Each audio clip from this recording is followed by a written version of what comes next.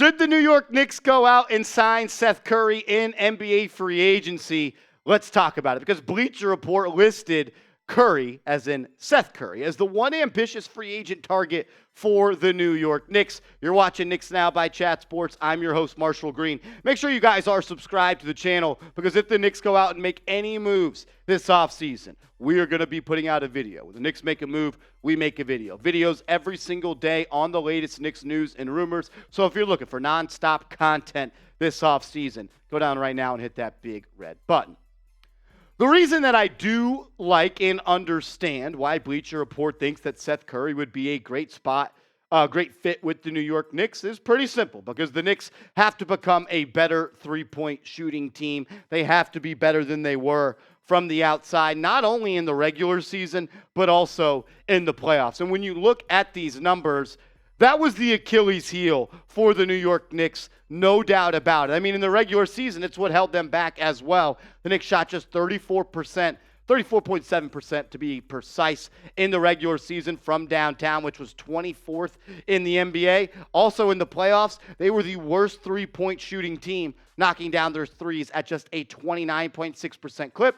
Only 16 teams make the playoffs, which means the Knicks were the worst from long range. And there's no doubt that Seth Curry, I wish it was Steph Curry, Seth Curry is a good fit for the New York Knicks. Knicks need shooting. Curry is a shooter. But I wouldn't say that Curry would be a great fit for the New York Knicks. And Bleacher Report kind of pointed out why that might be the case, and we'll talk about it as well. They said that Curry has his defensive limitations and isn't going to do much facilitating, but he's a 5-alarm fire off the ball, exactly the kind of attention grabber New York's offense needs to unclog the lane and capitalize on kickouts when Mitchell Robinson inhales offensive boards. And I agree. I would love for Mitchell Robinson to be kicking out to Seth Curry on open threes.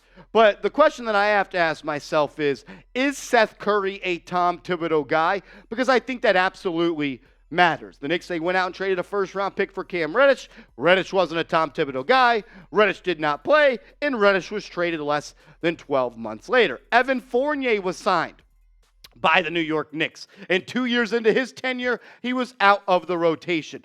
Tom Thibodeau wants guys that aren't going to be defensive liabilities on the floor, and even though, and on top of that, you already have Jalen Brunson, who I wouldn't say is a liability, but he's not a good defender. He's a willing defender. He can cause some turnovers, play the passing lanes, and puts his body on the line. One of the league leaders in charges taken. But can you afford to play Jalen Brunson alongside another defensive liability? The reason that the Knicks could be targeting, or what sounds like are targeting, Seth Curry in NBA free agency is two reasons. One, he's repped by CAA, Leon Rose's former agency, CAA Mafia. And if you join the Knicks since Rose has been here, you're probably repped by CAA. But also, the Knicks don't have any cap space, but they have two available exceptions. They have the non-taxpayer exception, which is $12.2 million, and then a biannual exception, which is $4.5. I think Curry would cost more than this, but less than this, and you can split these two up in different types of ways. Last year, Seth Curry made $8.5 million, and I believe that's right around how much he is going to be getting paid this upcoming summer. The Knicks can they can afford that with the non-taxpayer mid-level exception. So I want to ask you guys this question. Should the Knicks sign Seth Curry? Is Seth Curry a guy that you're interested in and think should be added by the Knicks in NBA free agency? Sound off for me down in the comment section. Type S for sign, type P for pass. I want to hear from you down below. We'll talk about some stats, playoff stats, and I'll give you my answer on Seth Curry coming up in a second. But I need you guys to listen up and pay attention. We are sponsored by Bird Dogs, and you guys need to get hooked up with them. Support the sponsor, support the channel. Go to birddogs.com and use the promo code chat, and they're going to hook you guys up with a free Yeti-style tumbler. The summer's here, the sun is out, and I am rocking Bird Dogs because, one, they keep you fresh, they keep you clean. They look good, they fit good, and they feel good. They are a new type of short, I would say, that has a built-in liner that feels like you're wearing gym shorts, but it looks like you're wearing really nice dress shorts. They're versatile. You can wear them to work. You can wear them to work out. You can wear them out on a date. You can wear them to Game 7, Boston versus the Heat, and watch Jaylen Brown absolutely fold. You can wear them anywhere. They are fit for every single occasion. Go to birddogs.com and use the promo code chat. Get hooked up with them. That link is clickable down in the comments and description of today's show.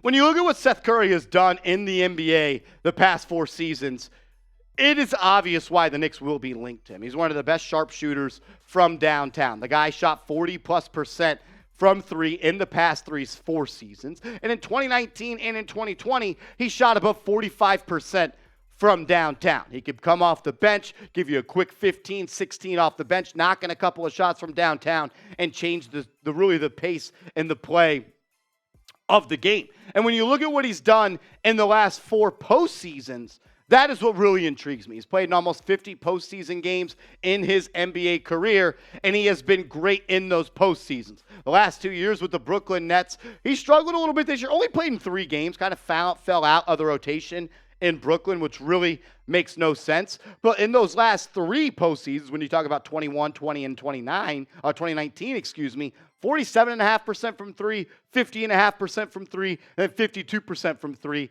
And he gave you almost 19 points per game in 2020 when he was a part of the Philadelphia 76ers. The Knicks need another creator, and they need another ball handler. And Curry, he meets some of those qualifications. I would consider him another ball handler, but I wouldn't consider him a guy that can control the game, slow the game down, take over the pulse of the match, and really take over as that creator and ball handler. I wouldn't really say that is what Seth Curry is. And the question and concern that I have is this just another potential Evan Fournier move where the Knicks overreacted to not having enough shooting in the NBA playoffs against the Atlanta Hawks, went out and gave Evan Fournier a 4-year, $72 million deal, and then 2 years into that tenure, he was collecting DNPs.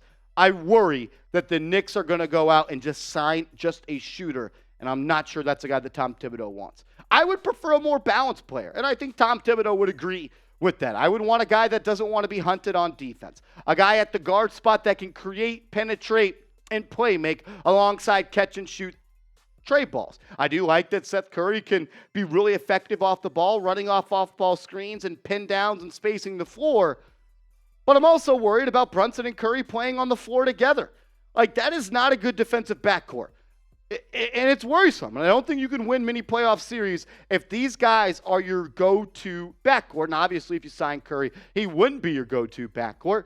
But you'd probably have to play Brunson and him together, and that is a little bit worrisome. But then I look back and say, you know what? Beggars can't be choosers. The Knicks, they need shooting. And Curry is one of the best on the market that is a shooter. So I'm not going to be mad if the Knicks go out and sign Seth Curry, and I'll probably be happy about it because he fits a need. I just wonder if he's a guy that's really, really going to be able to help this team go to another level. I'm not sure he is, but I am sure that the rest of this free agency class is absolutely terrible. James Harden and Kyrie Irving are the top 2 guys. And you got D'Angelo Russell, Fred VanVleet, Russell Westbrook, Karis LeVert, Gary Trent, Jordan Clarkson, Dante DiVincenzo, and Alec Burks. None of those guys are jumping off the screen that I want to go out and pay a whole lot of money. Thing is, if I had to choose any of these 2 guys and I'm factoring in the price point, it might actually be Dante DiVincenzo and Alec Burks. And I know people are going to probably be mad at that, but I'll give you a chance. Who do you want the Knicks to sign? Name a free agent you want the Knicks to sign this summer. Give me a name down below. Overall, this free agency class is cheeks. It's not good, and it might be one of the worst ever. And it doesn't really fit what the Knicks need. They need veterans, they need shooters, they need 2-way players, and they need guys that can create their own shot. And the Knicks don't have that much cap space, but there's really not even cap space to spend because the top of the free agent market is not all that good.